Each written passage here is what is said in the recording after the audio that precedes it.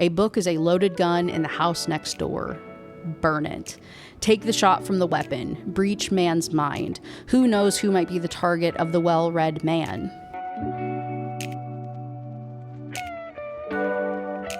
Hey, my name is Kaylee. Thank you so much for clicking on this video. This is Read Rant Review, where, you guessed it, I read books and I do rant reviews. I give you a beat-by-beat, chapter-by-chapter breakdown of a book that I read recently. Today we are continuing my Casual Classics series where I read classical books and then I yap about it. We talk about maybe some like historical context, implications for today, why these books remain popular or why they have stood the test of time, and any, type of like commentary, casual stuff like that. My goal for 2025 was to read more classics because, to be frank, prior to this year, I really had not read very many, and there was a lot that I always see referenced like in pulp culture, or I hear people talk about that I know the titles of, I've just never actually read the thing. And that's what we're dealing with today's book, Fahrenheit 451 by Ray Bradbury. I love the man. I have a signed edition of The Martian Chronicles, but I never read his actual like #1 most popular book. That's so weird.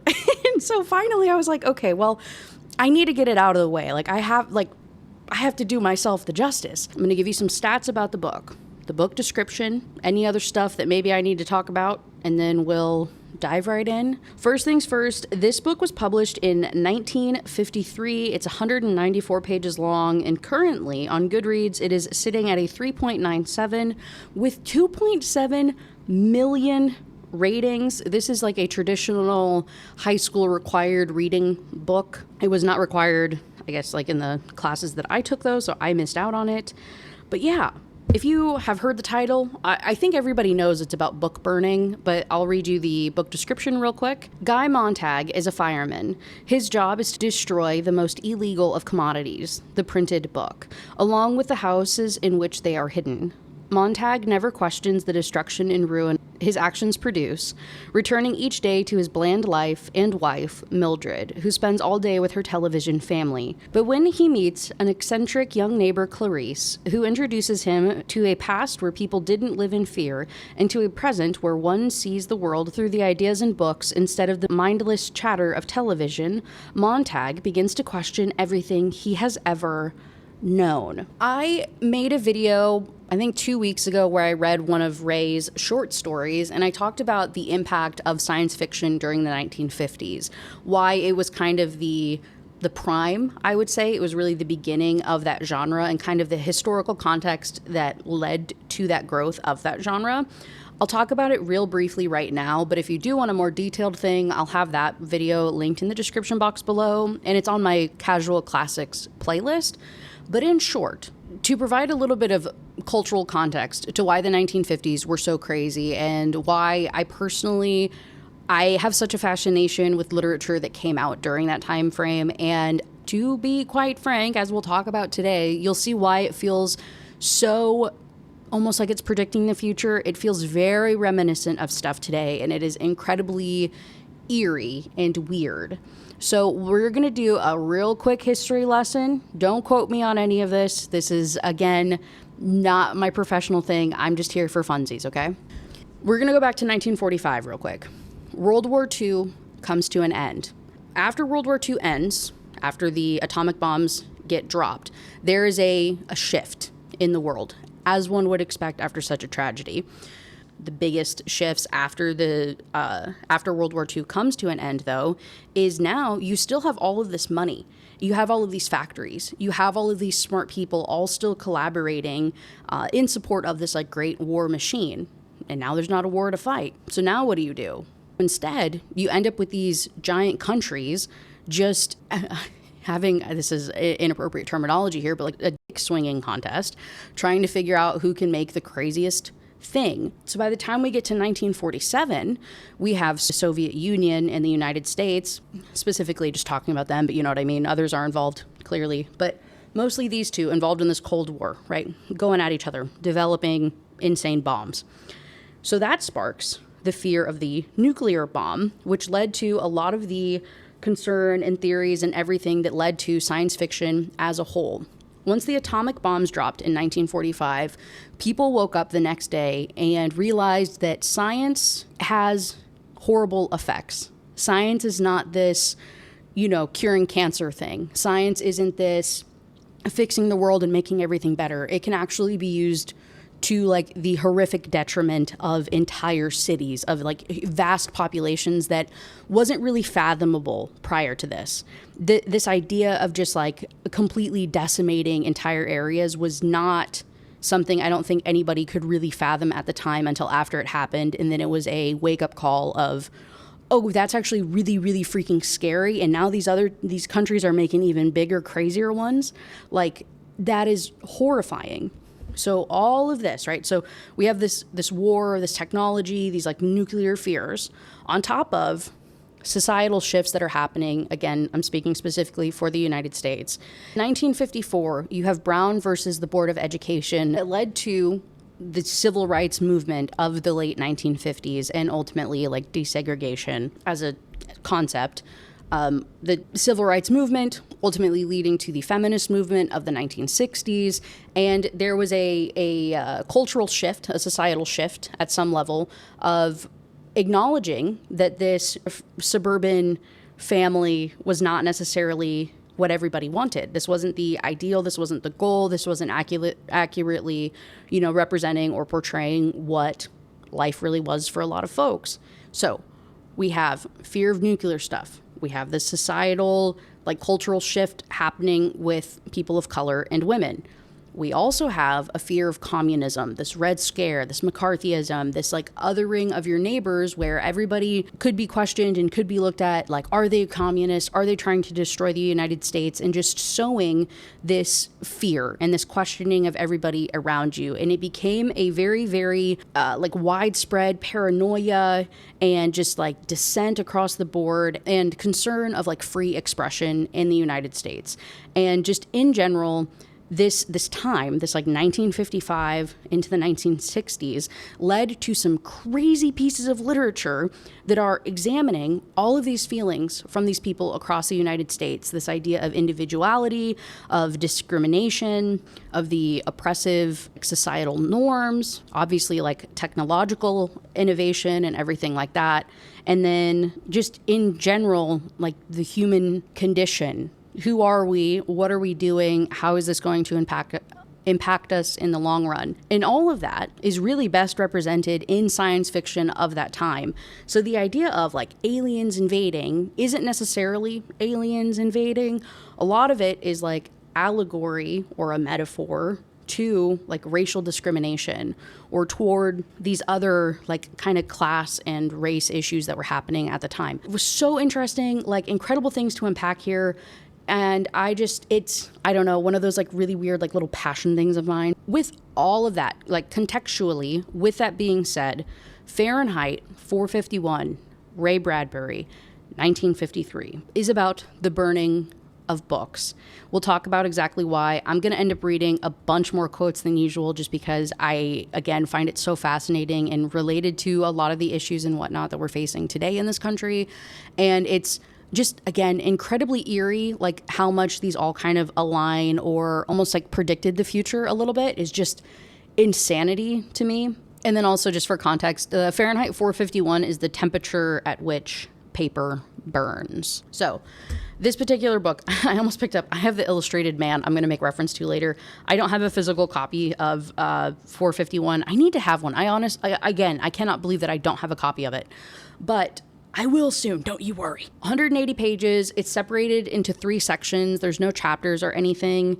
The 3 sections, the hearth and the salamander, the sieve and the sand, and then lastly, burning bright.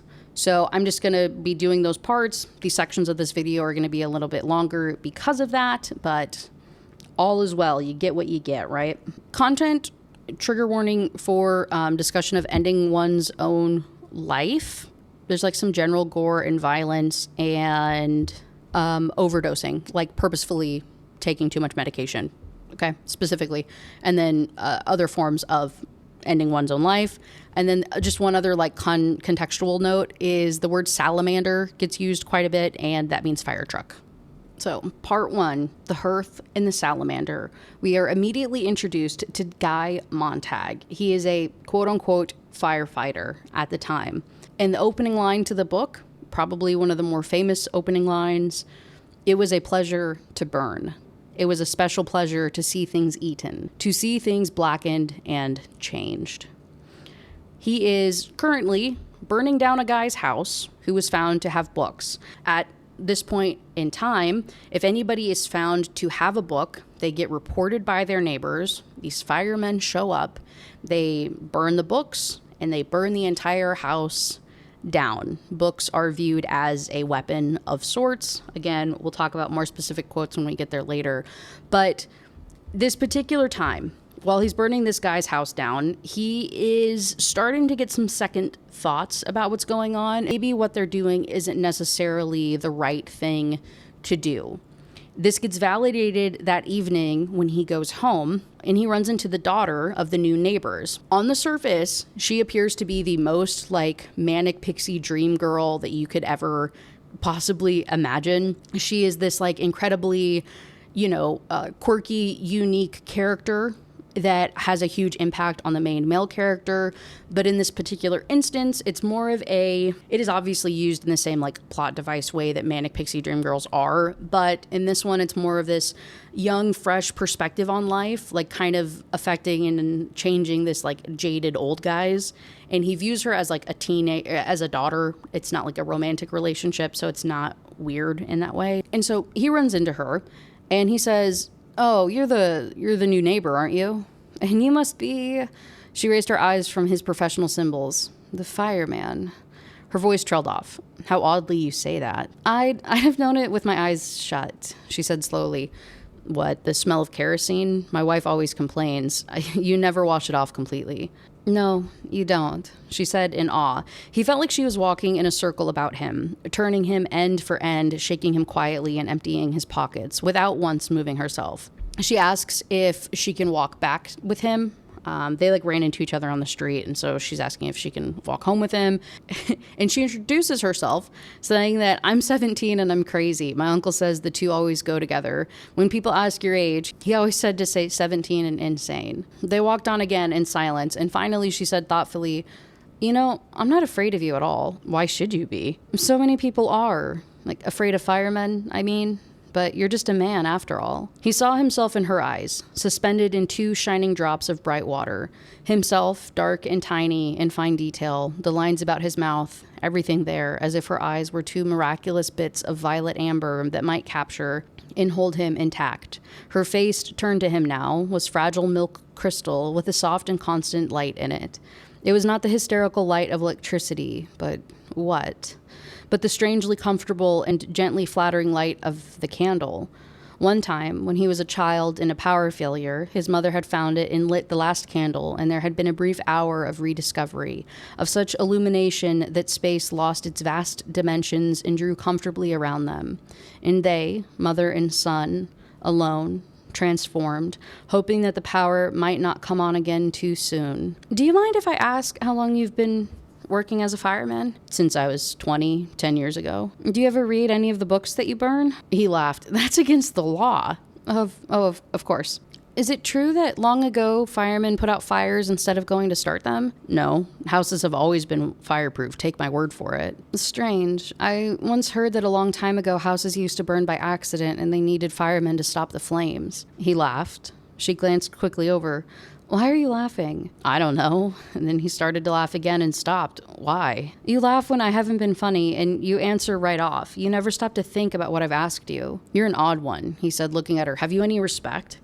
"I don't mean to be insulting. It's just like I love to watch people too much, I guess." "Well, does this mean anything to you?" He tapped the numerals, 451, stitched on his char-colored sleeve. "Yes," she whispered. She increased her pace. "Have you ever watched the jet cars racing on the boulevards down that way?" "You're changing the subject." "I sometimes think the drivers don't know what grass is or flowers because they've never seen them slowly. If you showed a driver a green blur, 'Oh yes,' he'd say, 'that's grass.' A pink blur? That's a rose garden. White blurs are houses, brown blurs are cows. My uncle drove slowly on the highway once. He drove 40 miles an hour and they jailed him for 2 days. Isn't that funny? And sad, too? You think too many things, said Montag uneasily. I rarely watch the parlor walls or go to the races or fun parks, so I have lots of time for crazy thoughts, I guess. Have you seen the 200-foot-long billboards in the country beyond town? Did you know that once billboards were only 20 feet long? But cars, they started rushing by so quickly that they had to stretch the advertising out so that it would last. I didn't know that, Montag laughed abruptly. I bet I know something else you don't. There's dew on the grass in the morning. He suddenly couldn't remember if he had known this or not, and that made him quite irritable. So you get the feeling, you get the vibe here, right? She is like the epitome character that starts to get him to question these things that he has taken, especially over the last 10 years, as gospel. The entire point in the parlor walls thing that got talked about in the short story, The Veldt, and I don't know the order of his like short stories in relation to this book. So like if the short story was written prior and helped inform this world he's writing, or if the short stories were written after the fact and used things referenced in the book and then like grew upon later, if that makes sense.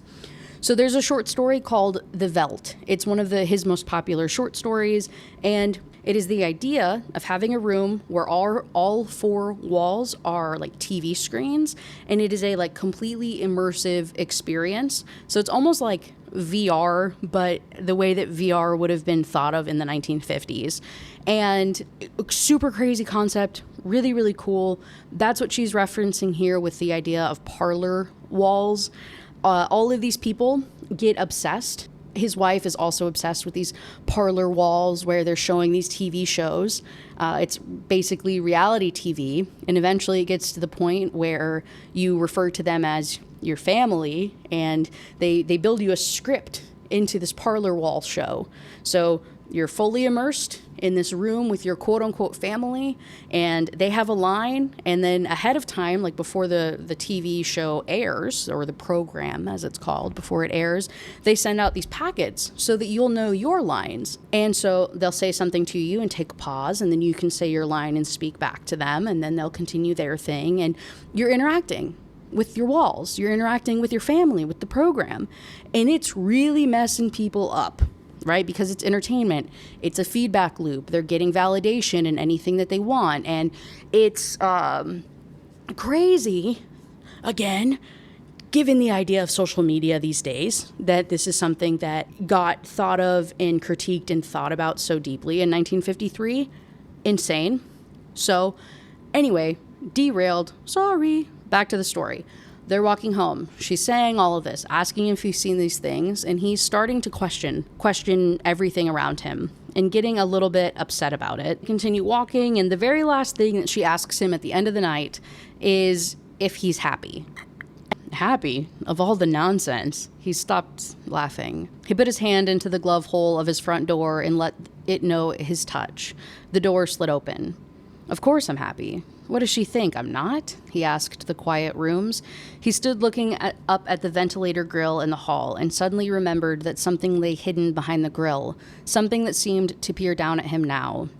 He moved his eyes quickly away. What a strange night. He remembered nothing like it, save for one afternoon a year ago when he had met an old man in the park and they had talked. Montag shook his head. He looked at a blank wall. And he is starting to feel guilty. He can't help but staring at these blank walls and can only picture Clarice's face. And having some mixed feelings about that and about him questioning everything around him. It's like this immediate guilt that he's feeling. As he goes through his house, he gets up to his bedroom to find his wife. She has overdosed on sleeping pills. And so he calls for an ambulance to help her through this. They don't send an ambulance. They don't even send any doctors. They send two guys that are smoking cigarettes and have a machine built just for this. Because it happens so much. We get these cases 9 or 10 a night. Got so many starting a few years ago that we had special machines built. You don't need a doctor in a case like this. All you need is 2 handymen and get the problem cleaned up in half an hour. And then they have to get going because they got another call about somebody else that just OD'd and they got to go and deal with that. And so they just tell him, hey, don't worry about it. Just keep her quiet. You know, we got her on like a little bit of like a sedative and she'll just wake up in a little while, but she'll be real hungry. And they leave. Montag is like sitting there staring at his wife. Like they like pumped her stomach, or they like replaced all of her blood, did some like crazy weird stuff, but she's fine now. She's just like laying in bed. She'll wake up and it's like nothing ever happened. And so he, after having this epiphany moment with Clarice, is now also having an epiphany moment of, hey, that's a little messed up, right? And so he's sitting there staring at his wife on the bed. The bloodstream in this woman was new, and it seemed to have done a new thing to her. Her cheeks were very pink, and her lips were very fresh and full of color, and they looked soft and relaxed. Someone else's blood there. If only someone else's flesh and brain and memory. If only they could have taken her mind along to the dry cleaners and emptied the pockets and steamed and cleansed it and reblocked it and brought it back in the morning. If only. That's our first indicator that he and his wife are maybe not wildly in love. Definitely not in the best relationship ever. When she does eventually wake up, she has no memory of what happened at all. And so she's like, man, did we throw a crazy wild party or something? I feel like I've got a hangover. God, I'm so hungry. Who was here? A few people, he said. That's what I thought. A sore stomach, but I'm hungry as all get out. I hope I didn't do anything too foolish at the party. No, he said quietly. And he's like, hey, I wanted to talk to you. You took all the pills in your bottle last night. Oh, I wouldn't do that, she said, surprised. The bottle was empty. I wouldn't do a thing like that. Why would I do a thing like that? She asked.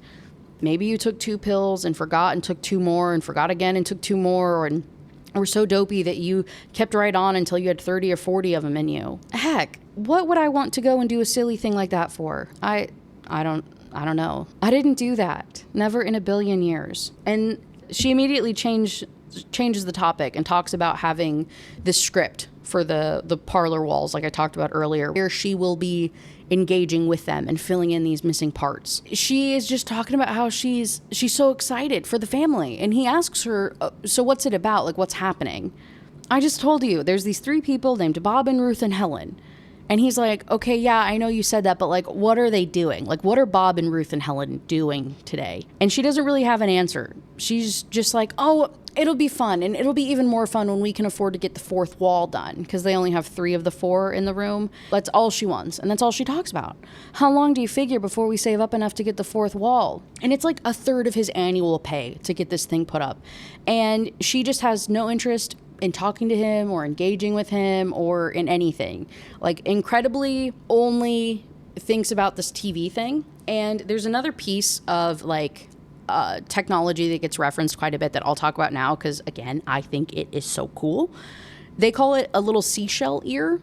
And so it's a wireless headphone that she can put in her ear. If she's not actively in this like fully immersive room engaging with the family, she's like listening to it on these little seashell ears and like staring blankly at a dark ceiling in a dark room so that she can always hear her family, quote unquote, and like be, engaged with this material and with this like made up thing that's happening. It's so freaking crazy. And so at this point, he's really starting to get frustrated with her. He leaves. On his way to work, he runs into Clarice yet again. They have a little bit of back and forth and, more of her just getting him to engage with his surroundings and to, taste the rain, dance in the rain, just think about things for a little bit. And she reveals that she has to go to a psychiatrist because the psychiatrist wants to know why I go out and hike around in the forests and watch the birds and collect butterflies. They want to know what I do with all my time. I tell them that sometimes I just sit and think, but I won't tell them that. I've got them running, and sometimes I tell them I like to put my head back like this and let the rain fall into my mouth. It tastes just like wine. Have you ever tried it? He comments about how peculiar she is, and she says, well, you are too, Mr. Montag. Sometimes I even forget that you're a fireman. And she goes on to ask, how did it start? How did you get into it? How did you pick your work, and how did you happen to think to take the job that you have? You're not like the others. I've seen a few, I know. When I talk, you look at me. When I said something about the moon, you looked at the moon last night. The others would never do that. The others would walk off and leave me talking or threaten me. No one has time anymore for anyone else. You're one of the few who put up with me. That's why I think it's so strange that you're a fireman. It just doesn't seem right with you somehow. And he dismisses her and tells her to go to her appointment. She does. It got a little too real. And after she leaves, he also tilts his head back and tastes the rain. Kind of cute. Again, we're just like inching toward this idea of him having this like epiphany wake-up call to the norm. When he gets to the station, we learn a little bit about the layout, a couple of the other firemen, and one of the little helpers that they have called the Hounds. The Hounds are robotic dogs, and the way that they're described is incredibly reminiscent of the Boston Dynamic dogs. Put up a picture if you're unfamiliar with what I'm talking about, but that is insane. That's so creepy. And those Boston Dynamic dogs scare the ever-loving shit out of me, dude.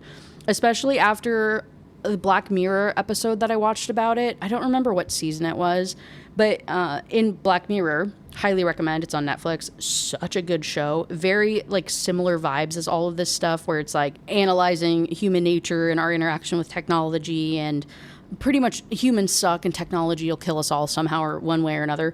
And in that one, these Boston Dynamic dogs kind of go rogue and they start hunting people down. And the entire episode is shot in black and white, and I don't think there's any words spoken, or if there are, it's like so few words in the entirety of it. And it's this woman, I believe, running away from said dog and just trying to escape. It is so scary and so good. And I was like, oh my God. Yeah.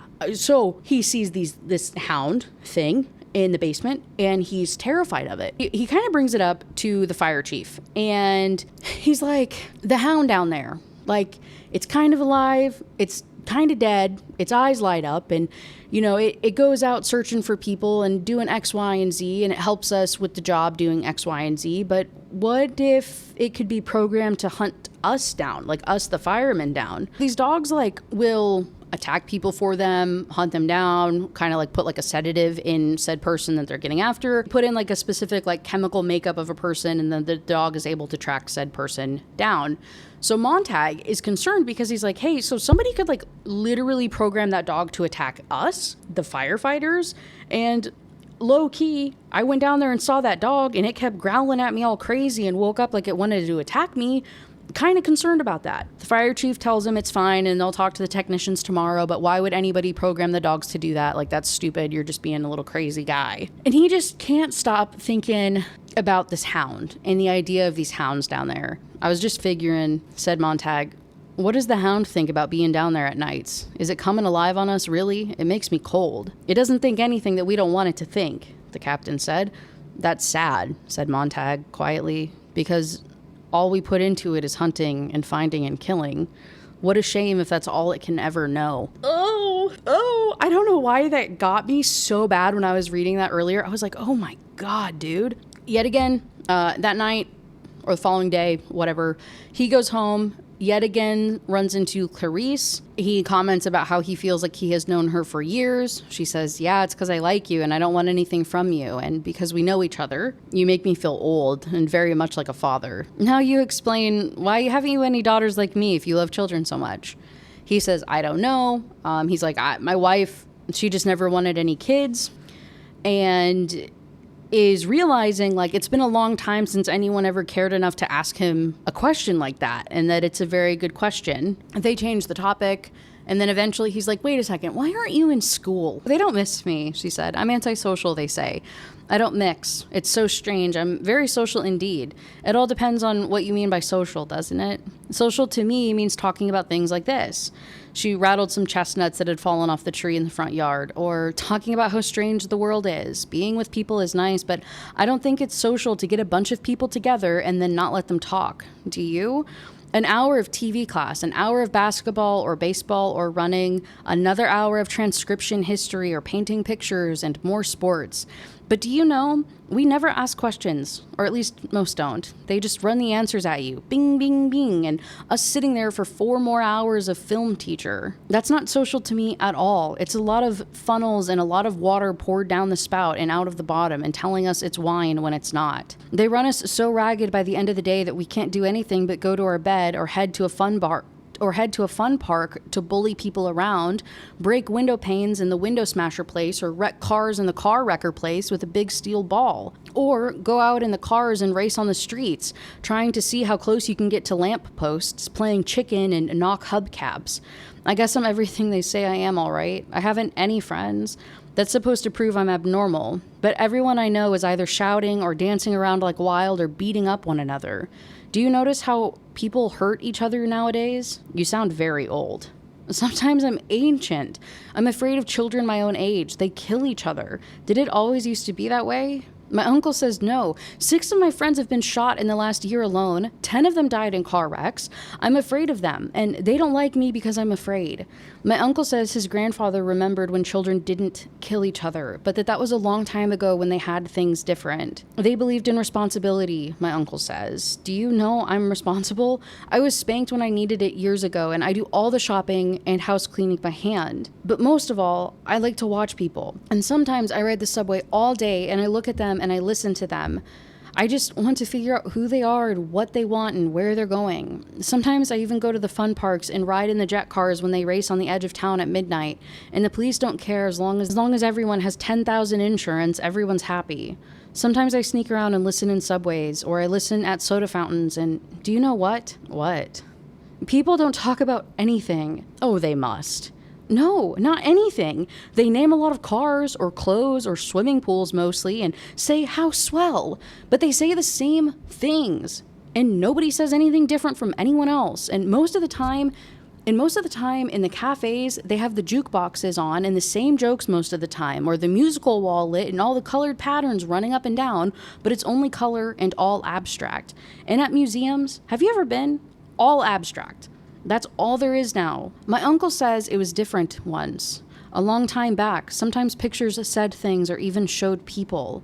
And she goes home that night. 1, 2, 3, 4, 5, 6, 7 days at the firehouse. He didn't know what there was about that afternoon, but it was not seeing her somewhere in the world. The lawn was empty, the trees empty, the street empty, and while at first he did not even know he missed her or was even looking for her, the fact was that by the time he reached the subway, there were vague stirrings of unease in him. Something was the matter. His routine had been disturbed. A simple routine, true, established in a short few days, and yet he almost turned back to make the walk again, to give her time to appear. He was certain that if he tried this same route again, everything would work out fine. But it was late, and the arrival of his train put his plan to a stop. When he gets back to work, he asks the fire chief what happened to the guy whose house they burnt down like a couple of days ago at the very beginning of the book. And they say that they took him off to the asylum. And this really bothers Montag because he's like, he wasn't crazy though. He was just like you and I. Like, he seemed totally normal. And obviously the fire chief is like, well, obviously he wasn't. He had books, and books are bad. And Montag brings up the question that Clarice asked him before, and he says, in the old days before the homes were completely fireproofed, didn't firemen prevent fires rather than stoke them up and keep them going? That's rich, a few of the other firemen said, and drew forth their rule books, which also contained brief histories of firemen of America, and laid them out where Montag, though long familiar with them, might read. Established, 1790, to burn English-influenced books in the colonies. First fireman, Benjamin Franklin. Rule 1, answer the alarm swiftly. 2, start the fire swiftly. 3, burn everything. 4, report back to the firehouse immediately. 5, stand alert for other alarms. Everyone watched Montag. He did not move. The alarm sounded. And they go to another house where a neighbor had reported this old woman for having like essentially an entire library in her home. And so they arrive. It is the most like crazy stacked up like hoarder level books that he has ever seen. Like, the firemen go in there and are like dousing everything in kerosene, and books are like falling on top of them. At one point, a stack falls on him, and he ends up like grabbing one of the books and like tucking it under his arm. Just kind of like a gut reaction. Didn't really do much thinking about it. There was just something that made him do it, right? Something about these conversations and these thoughts that he's been having lately. He is, again, just questioning everything. So he like tucks a little book away, and they continue going about dousing this whole place in kerosene. And they're telling the homeowner, this little old lady, to get out so that they can set the house on fire. She says no, and they keep trying to pull her out, and she keeps refusing. She says, "You can never have my books. I want to stay here." And she pulls a match out of her pocket. An ordinary kitchen match, but obviously the entire house is like doused in kerosene at this point. And they can't do anything but leave. So they step out of the house, and immediately the woman lights the match like on the front porch, makes it go off. The entire house and herself go up in flames. The firefighters are clearly traumatized by this experience because that's not part of the job. Killing people is not part of the job. Witnessing death like that is not part of it. And so it is really tearing them up pretty badly. He gets home that night. He still has the book tucked under his arm, right? He gets home, he pretends to like fall into bed and then tucks it under his pillow because his wife is in bed listening to her little seashell. And he gets changed, gets out of his clothes, and he's just laying there staring at the ceiling, thinking about everything that's happened, thinking about Clarice, thinking about this old woman, looking over. And late in the night, he looked over at Mildred. She was awake. There was a tiny dance of melody in the air. Her seashell was tamped in her ear again, and she was listening to far people and far places, her eyes wide and staring at the fathoms of blackness above her in the ceiling. Wasn't there an old joke about a wife who talked so much on the telephone that her desperate husband ran out to the nearest store and telephoned her to ask what was for dinner? Well, then why didn't he buy himself an audio seashell broadcasting station and talk to his wife late at night? Murmur, whisper, shout, scream, yell? But what would he whisper? What would he yell? What could he say to her? And suddenly she was so strange, he couldn't believe that he knew her at all. He was in someone else's house, like those other jokes that people told of gentlemen, drunk, coming home late at night, unlocking the wrong door, entering the wrong room, and bedding with a stranger and getting up early and going to work and neither of them the wiser. And so he ends up whispering to his wife, and he's like, "Hey, when the first time we met, where was it and when?" And she can't remember. And so she laughs it off and makes a joke. And she's like, "It's been so long. Like, oh my gosh, like that's so crazy. I can't believe we can't remember." And he's like, "It's 10. It's only been 10 years. It hasn't been that long. Like, what is happening?" And eventually she's like, "It doesn't matter. Like, just let it go. Who cares? Like, why does it matter anyway?" She puts her ear back in and she's doing her own thing. And he's staring at her and he's thinking about the night that she overdosed. And he's realizing that, like, if she died, he wouldn't have cried, for it would be the dying of an unknown, a street face, a newspaper image, and it was suddenly so very wrong that he had begun to cry, not at death, but at the thought of not crying at death. A silly, empty man near a silly, empty woman. How do you get so empty, he wondered. Who takes it out of you? What a shame you're not in love with anyone, and why not? Well, wasn't there a wall between him and Mildred when you came down to it? Literally, not just one wall, but so far 3, and expensive too. And the uncles, the aunts, the cousins, the nieces, the nephews that lived in those walls, the gibbering pack of tree apes that said nothing, nothing, nothing, and said it loud, loud, loud, realizing just how much of a stranger and how disconnected that he is from his wife. And it's like a pretty long portion of him just reflecting on conversations that they've had recently about the people in the walls, basically, like these family members, and how none of the plot adds up. None of the stories of what's happening on these screens that she's obsessed with adds up, and she doesn't know who the characters are or what their relationships are or like even what they're fighting about. She's just like blindly just passing time, consuming all of this, but none of it makes any sense, and she's not comprehending any of it. She's just like absorbing it. After a while, says again, he's like, "Hey, Mildred?" "Yes?" "Mildred, you know that girl that I was telling you about?" "What girl?" "The girl next door." "What girl next door?" The high school girl. Clarice is her name." "Oh, yes. I haven't seen her for 4 days to be exact." "Have you seen her?" "No." "I've meant to talk to you about her." "Strange."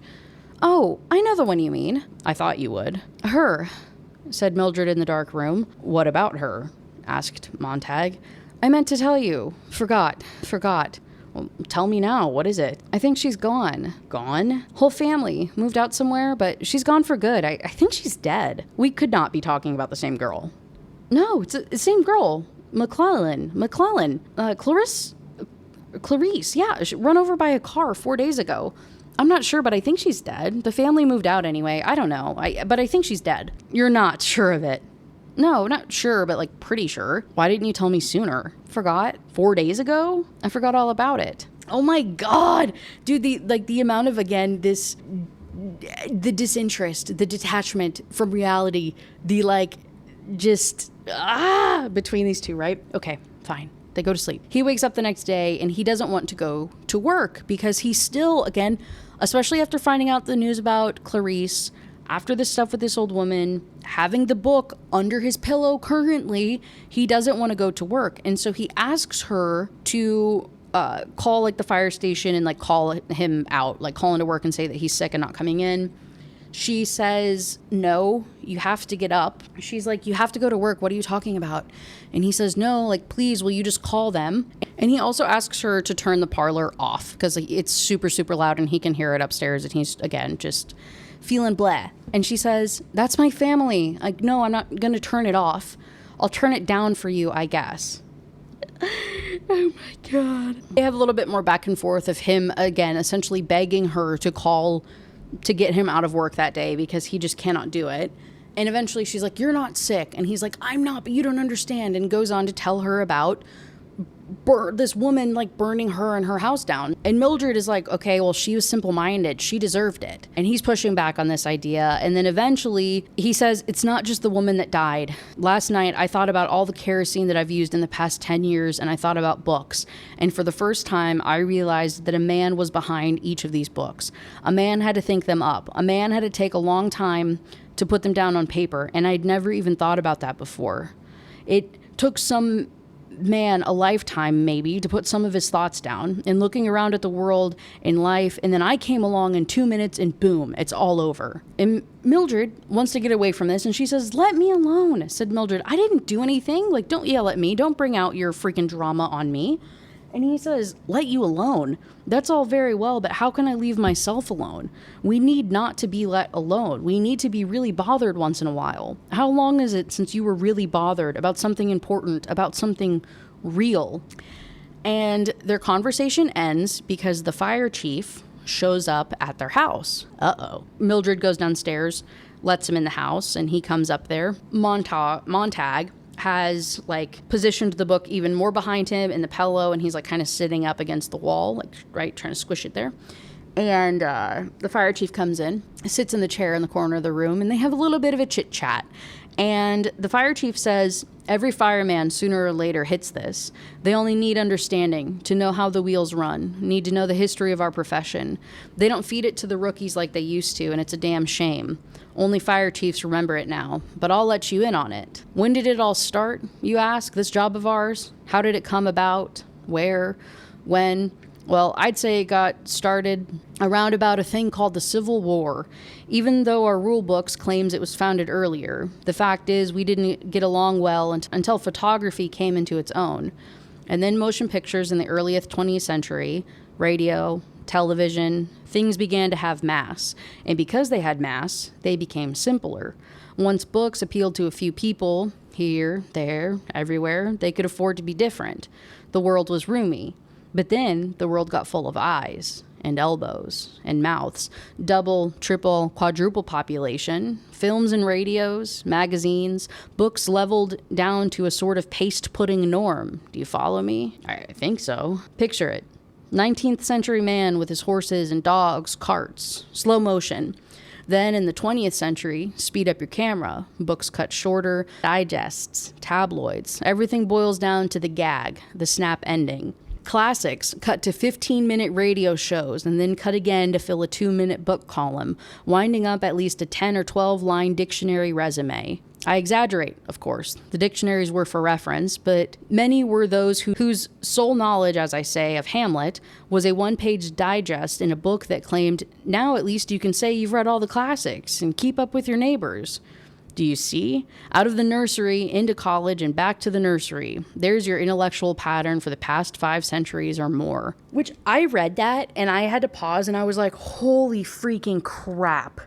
A, talk about like calling out clickbait of things boiling down to like literally people only reading titles of things and not reading actual like articles, and this idea of this like 30-second summaries of everything to be consumed. And then I was like, and also classics cut down to 15-minute radio shows. I said, oh no.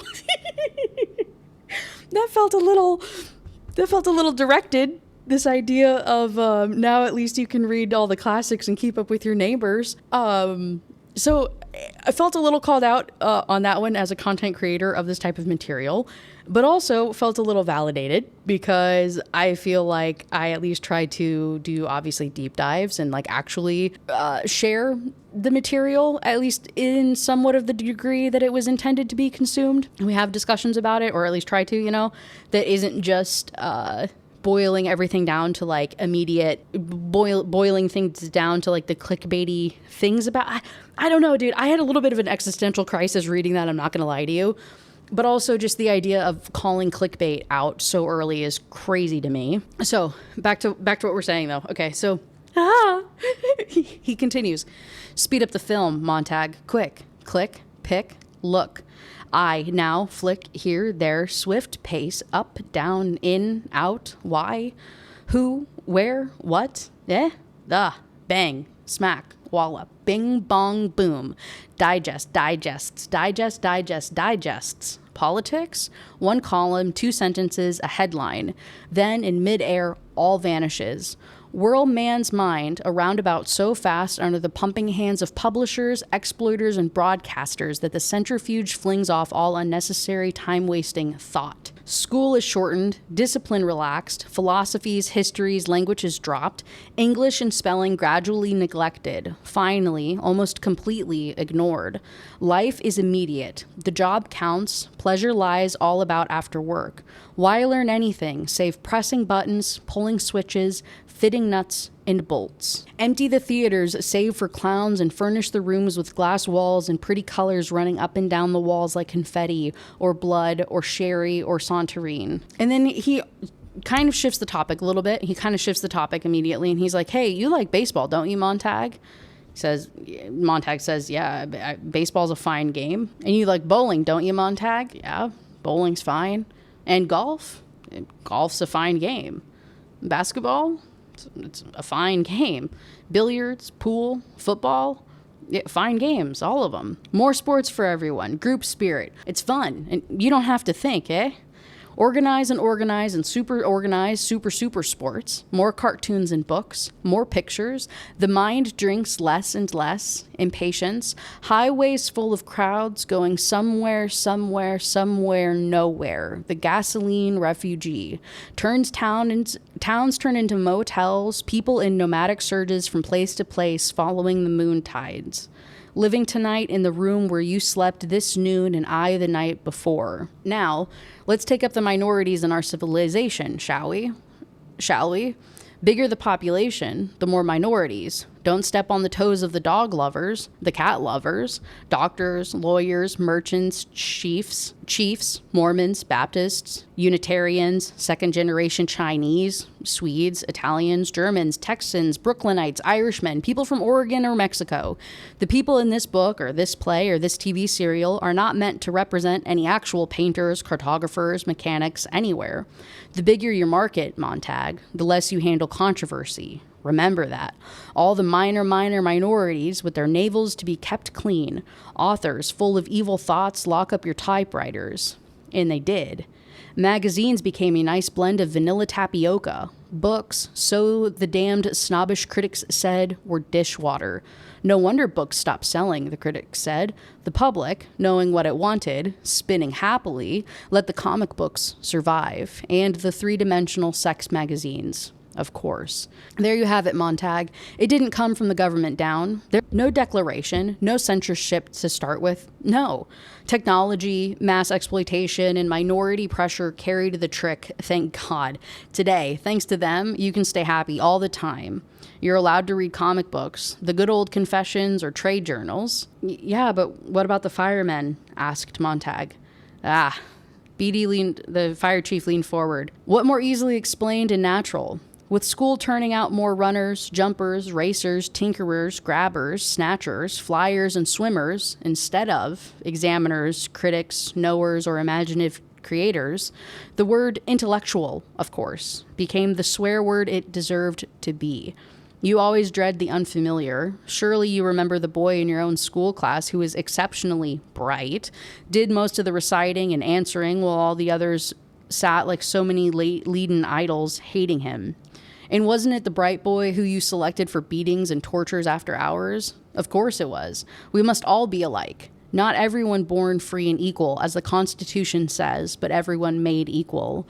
Each man the image of every other, then all are happy. For there are no mountains to make them cower, to judge themselves against.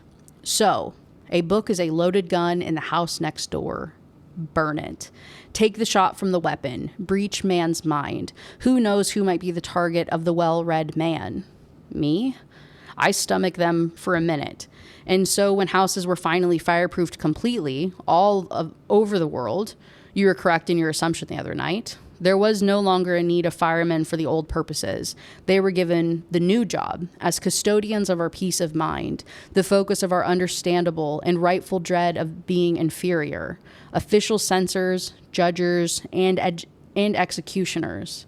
That's you, Montag. And that's me. You must understand that our civilization is so vast that we can't have our minorities upset and stirred. Ask yourself, what do we want in this country above all? People want to be happy. Isn't that right? Haven't you heard it all your life? I want to be happy, people say. Well, aren't they? Don't we keep them moving? Don't we give them fun? That's all we live for, isn't it? For pleasure, for titillation. And you must admit, our culture provides plenty of these. He goes on, this is, there's more that I need to keep reading, but this is so freaking insane to me. Oh my God. So, people of color don't like Little Black Sambo, burn it. White people don't feel good about Uncle Tom's Cabin, burn it.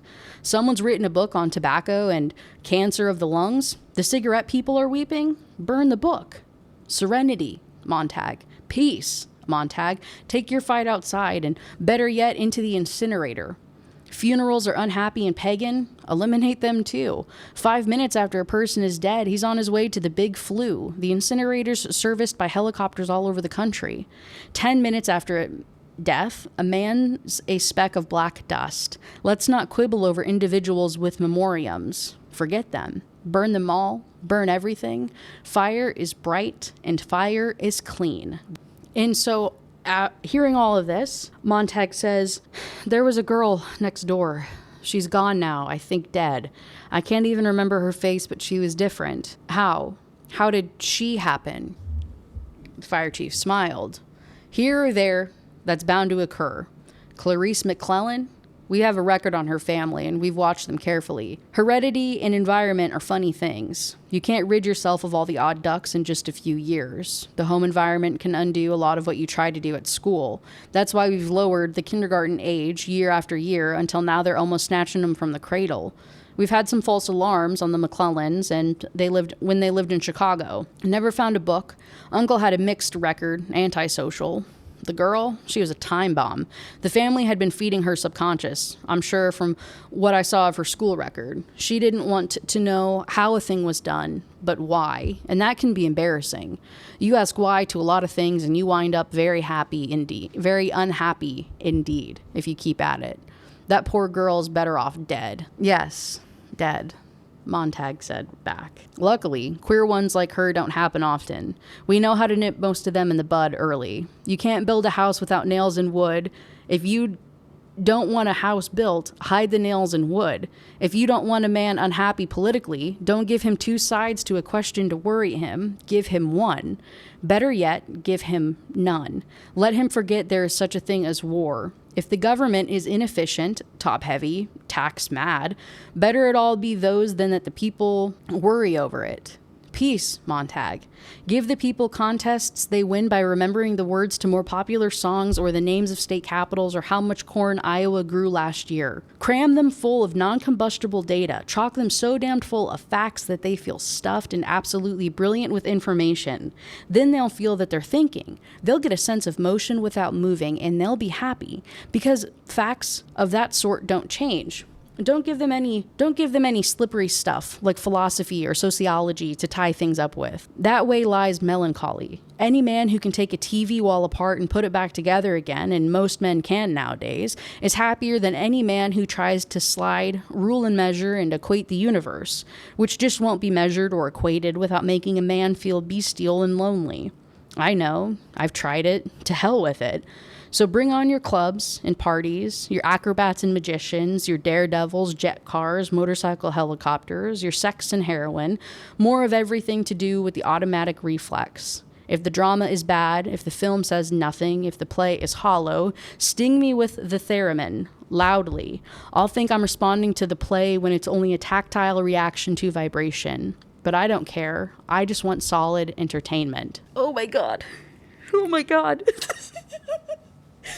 Oh, what do you mean? Hey, Ray Bradbury, what the fuck do you mean? That's crazy. That's great. Literally, everything that I just read out loud to you is insanity. The way that people have, truly, just in general, social media has completely ruined, I feel like, the world. The obsession with social media and TikTok and brain rot and this like never-ending consumption of like dopamine hits from social media, the idea of the 24-hour news cycle, things like that, clickbait titles, the norm of clickbait and the kind of like, I guess, monetization of clickbait in general, both in social media aspects and even in like the large, like in a newspaper type of way, right? You get more ads, more money, more clicks when you do clickbait.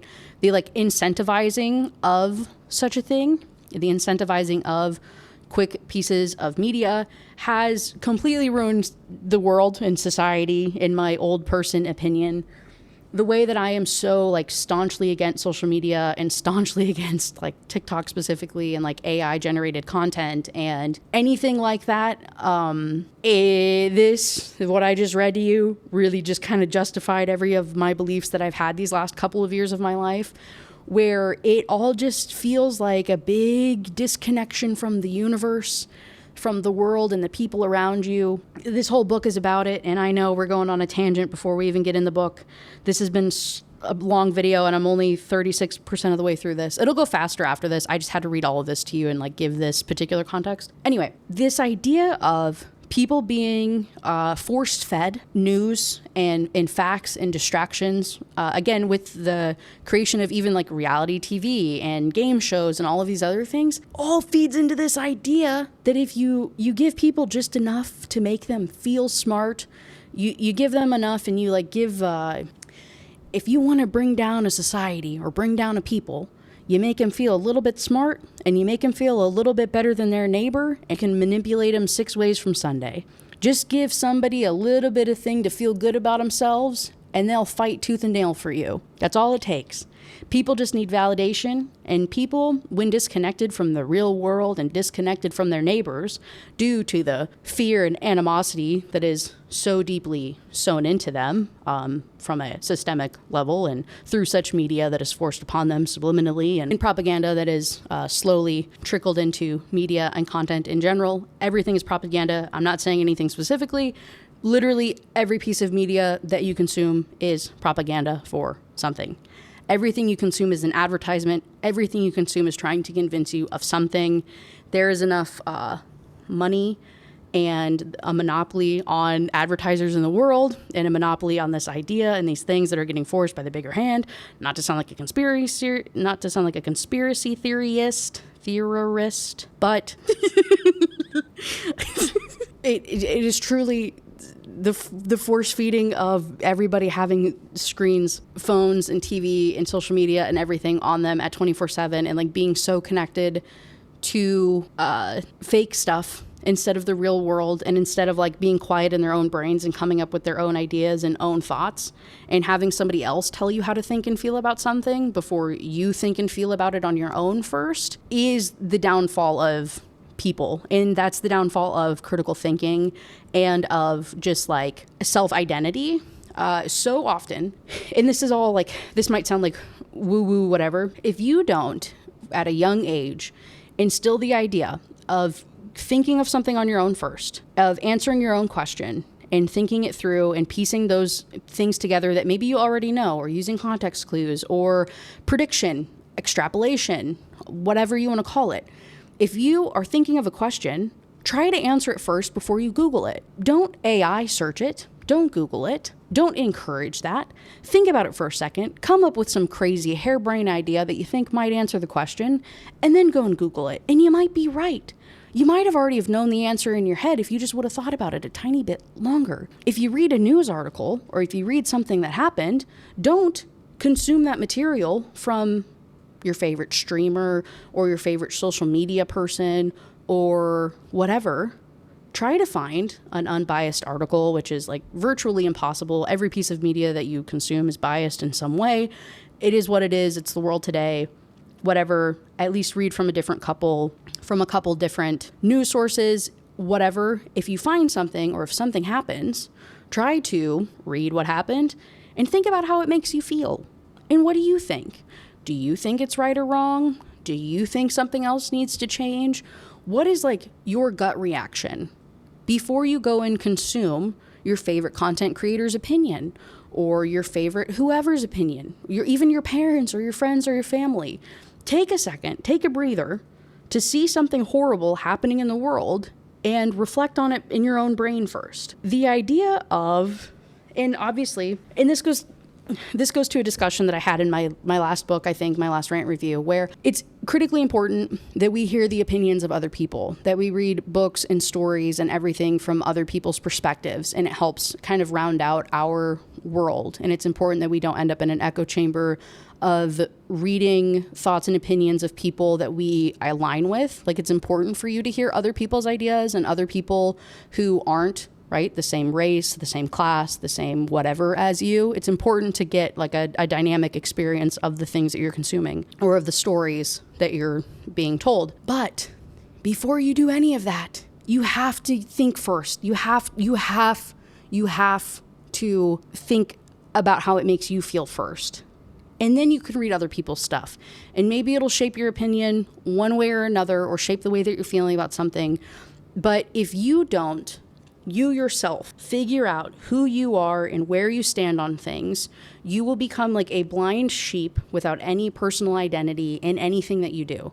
And it doesn't just have to be things in the news. It can be your thought on pineapple on pizza. It can be your thought on iPhone versus Android. It can be something as like silly as that. You have to have your own thoughts and not just going along with whatever these other people around you think or whatever you think that people want you to think. Oh my God. Or that's how we end up in a society like this.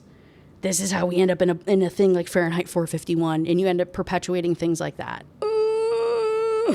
Okay, anyway, all of that being said, and the fire chief, when he finally goes to leave, he says, "Hey, one last thing, Montag. At least once in his career, every fireman gets an itch, i.e., he knows that Montag took a book.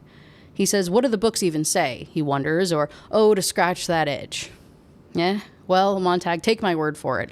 I've read a few in my time to know what I was about. And books say nothing you can teach or believe. They're about non-existent people, figments of imagination if they're fiction. And if they're nonfiction, it's worse. One professor calling another an idiot, one philosopher screaming down another's gullet. All of them running about, putting out the stars and extinguishing the sun. You've come away lost. Well then, what if a fireman accidentally, not really intending anything, takes a book home with him? Okay. And the fire chief just says, just make sure you burn the book in the next 24 hours or we make sure that we come and burn it for you. And he's like, I'll see you later, right? You're going to show up for the shift later tonight? You're feeling better now, huh? Oh my God. Talk about the most like scary, freaking horrifying threat, right? So dude finally leaves and Montag sees him out. Guy drives down the street, and Montag is just standing in his doorway looking at all of his neighbors. Across the street and down the way, the other houses stood with their flat fronts. What was it that Clarice had said one afternoon? No front porches. My uncle says that there used to be front porches, and people sat there sometimes at night, talking when they wanted to talk, rocking and not talking when they didn't want to talk. Sometimes they just sat there and thought about things, turned things over. My uncle says the architects got rid of the front porches because they didn't look well. My uncle says that was merely rationalizing it, The real reason, hidden underneath, might be that they didn't want people sitting like that, doing nothing, rocking back and rocking and talking. That was the wrong kind of social life. People talked too much, and they had time to think. And so they ran off with the porches, and the gardens too. Not many gardens anymore to sit around in. And look at the furniture. No rocking chairs anymore. They're too comfortable. People up and running around. Oh my God. It's so sad. This is so crazy. And so he ends up talking to his wife a little bit, and she's, asking him if he's going to go to work late. He says, I'm literally a step away from not going to work today or not ever again. I haven't decided what I want to do. I've got an awful feeling that I want to smash things and kill things. And she says, go take the Beetle. No thanks. The keys to the Beetle are on the night table. I always like to drive fast when I feel that way. You'll get it up around 95 and you feel wonderful. Sometimes I drive all night and come back and you don't even know it. It's fun out in the country. You hit rabbits sometimes. Sometimes you hit dogs too. Go take the Beetle. No, I don't want to this time. I want to hold on to this funny thing. God, it's gotten big on me. I don't know what it is. I'm so damned unhappy. I'm so mad and I don't know why. I feel like I'm putting on weight. I feel fat. I feel like I've been saving up a lot of things and I don't know what. I might even start reading books. Oh my God. And she's like, won't they put you in jail for that? And he says, yeah, and it might be a good idea before I hurt someone. Did you hear the chief? Did you listen to him? He knows all the answers. He's right. Happiness is important. Fun is everything. And yet I keep sitting here saying to myself, I'm not happy. I'm not happy. I am. Mildred's mouth beamed, and I'm proud of it. I'm going to do something, said Montag. I don't even know what yet, but I'm going to do something big. I'm tired of listening to this junk. And she turns up the wall to hear her family talking. And he's like, you know what, Mildred, you live in this house and, you're just as culpable as I am living here. So I'm going to show you something. And he gets up, he gets his little ladder, and he opens up the grate that he was looking at in the earlier part of the book, reaches his hand in there, and he has like 20 books. He takes them all out, he lies them at his wife's feet, and she's like, what in the ever-loving F is happening? So she starts to pick them up and like runs to the kitchen to throw them in the incinerator. He stops her and he says, Millie, like, just listen to me. Give me a second, will you? We can't do anything. We can't burn these. I want to look at them at least once.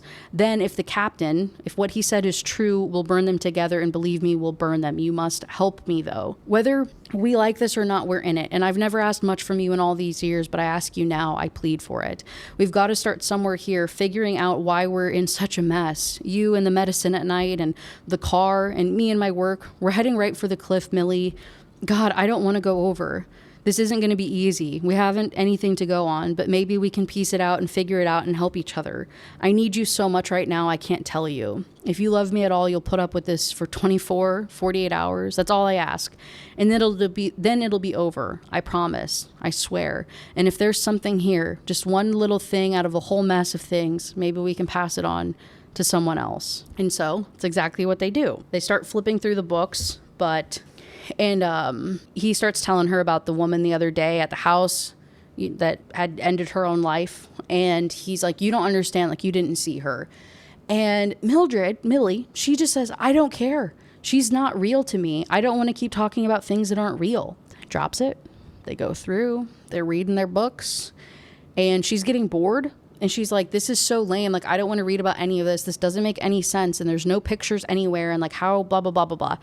Just against all of it. And then the other thing too, I didn't mention it earlier, but her telling him to take the Beetle to go and like run over animals. And then the mention from Clarice earlier about the other just like violence, like the inherent violence that the kids are like enacting upon each other in this normalized violence and just like passive consumption of everything and like not caring is so crazy to me. So, Part 1 ends with him opening this book. Let's see what it says. He spoke the words haltingly and with a terrible self-consciousness. He read a dozen pages here and there, and then he came at last to this. It is computed that 11,000 persons have at several times suffered death rather than submit to break eggs at the smaller end. Mildred sat across the hall from him. What does that mean? It doesn't mean anything. The captain was right. Here now, said Montag. We'll start over again at the beginning. That is one of the lines from Gulliver's Travels, a book published in 1726 by Jonathan Swift. It is a book I will read eventually on this Casual Classics. endeavor that we're on. And we go into part 2. Part 2 is them continuing to read more and more, and this time around, he brings up Clarice. Yet again, Mildred pushes back, and she's like, for God's sake, can we talk about somebody that's actually alive? Montag did not look back at his wife as he went trembling along the hall into the kitchen, where he stood a long time, watching the rain hit the windows before he came back down the hall in the gray light, waiting for the tremble to subside. He opened another book. That favorite subject, myself. He squinted at the wall. That favorite subject, myself.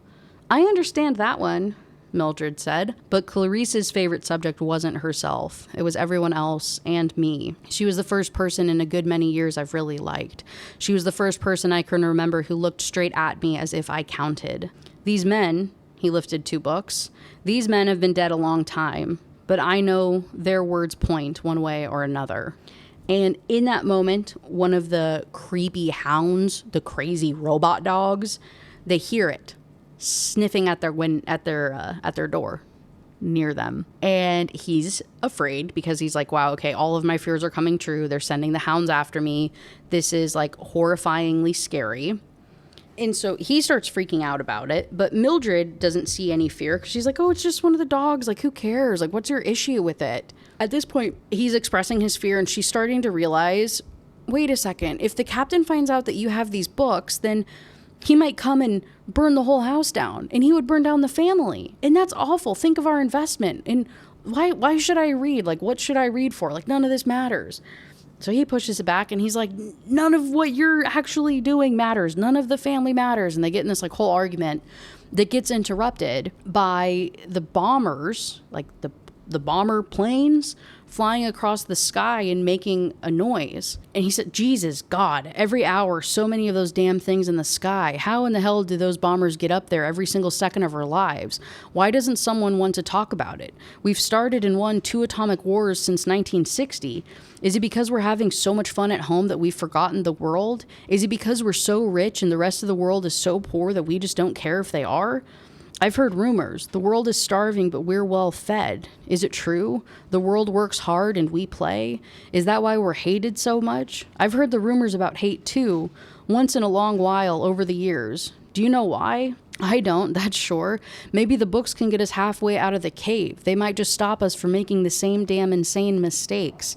I don't hear those idiot bastards in your parlor talking about it.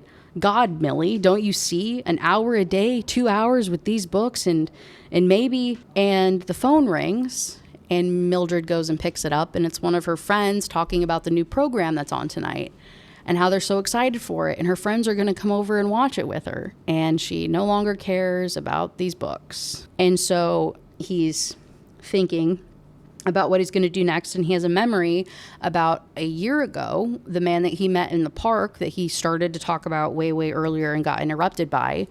It was a professor, and they talked about books. And it was really this kind of strange and enlightening moment that he had with this professor where he, maybe said a little bit too many things to Montag. But in the same way that Clarice knew that he was different, and so did this professor. So the professor recited some poetry to him, and he was open-minded to it. And that was like the beginning, like seed that got planted of like questioning everything, right? So he's thinking about this professor again. The professor had given him his contact information to fill out for like a report, like a future investigations file, so that he could report the professor if it ever came down to it. And the professor had accepted his fate that this might happen. But that's not why he's using this. Instead, he finds his contact information. He calls the professor and he says, how many copies of the Bible are left in this country? I don't know what you're talking about. I want to know if there are any copies left at all. Is this some sort of trap? I can't just talk to anyone on the phone. How many copies of Shakespeare and Plato? None. You know as well as I do. None. And he hung up. And that was the answer that Montag was expecting, but he needs to hear it from the guy himself. I want to hear it from his mouth. I want to hear it from his face. So he puts up the phone. Mildred is excitedly telling him about her friends are visiting, and instead Montag is holding this Bible in his hand. And he's like, this might be the last copy of the Bible in the entire world. You've got to hand it back tonight, don't you? The captain knows that you've got it, doesn't he? I don't think he knows which book I stole. But how do I know I choose a substitute? Do I turn in Mr. Jefferson, Mr. Thorough? Which is least valuable? If I pick a substitute and the captain does know which book I stole, he'll guess that we have an entire library here. And so she's like, so what are you going to do? Like, what are you going to do? We can't have our house burned down. And so he says, there's only one thing I can do. I've got to make a duplicate. And so he is going to go over to the professor's house and try and get a duplicate made of this Bible so that he can turn it in, but not, you know what I mean, have the final copy destroyed. And as he's going to leave, he stops himself and he says, Millie, does the white clown love you? The white clown is the feature of the TV show. There's no answer. Millie, does your quote unquote family love you? Love you very much, love you with all their heart and soul, Millie? He felt her blinking slowly at the back of his neck. Why would you ask a silly question like that? He felt he wanted to cry, but nothing would happen to his eyes or his mouth. And so he leaves. He boards the subway and he starts to space out. Once as a child, he had sat upon a yellow dune by the sea in the middle of the blue and hot summer day, trying to fill a sieve with sand because some cruel cousin had said, fill this sieve and you'll get a dime. And the faster he poured, the faster it sifted through with a hot whispering. His hands were tired, the sand was boiling, the sieve was empty. Seated there in the midst of July, without a sound, he felt the tears move down his cheeks. Now, as the vacuum underground rushed him through the dead cellars of town, jolting him, he remembered the terrible logic of that sieve, and he looked up and he looked down and saw that he was carrying the Bible open. There were people in the suction train, but he held the book in his hands, and the silly thought came to him. If you read fast and read all, maybe some of the sand will stay in the sieve. But if he read and all of the words fell through, and he thought in a few hours there will be the captain, and here will be me handing this over, so no phrase must escape me. Each line must be memorized. I will do it myself. So he clenches the book in his fist, and he starts to try to read it. But there's advertisements, because again, we're in this like crazy capitalist society. There's all these commercials that are on all of the walls of the train, and it's just repeating and blaring. And there's songs everywhere, and it's all just like whatever. And so he's trying to read, and he can't because he's getting all of the words mixed up with the tune of the jingle of the commercial that he's hearing. And he gets like so frustrated, and finally the train stops, and he's like yelling in frustration, and he makes a run for it because they're like calling security on him because A, he has a book, and B, he's a crazy guy on a train yelling. He gets to the professor's door, right? He has the guy's address and phone number from that contact information. Bangs on the door. The professor opens it, sees what it's holding, and he asks where he got it from. I stole it. Professor, for the first time, raised his eyes and looked directly into Montag's face. You're brave. No. My wife's dying. A friend of mine's already dead. Someone who may have been a friend was burnt less than 24 hours ago. You're the only one I knew who might help me to see. So they come inside, locks all the doors, and he's flipping through the book, and the professor says, I'm not a religious man. It's been a long time. It's as good as I remember. Lord, how they've changed it in our parlors these days. Christ is one of the family now. I wonder if God would recognize his own son the way that we've dressed him up, or is it dressed him down?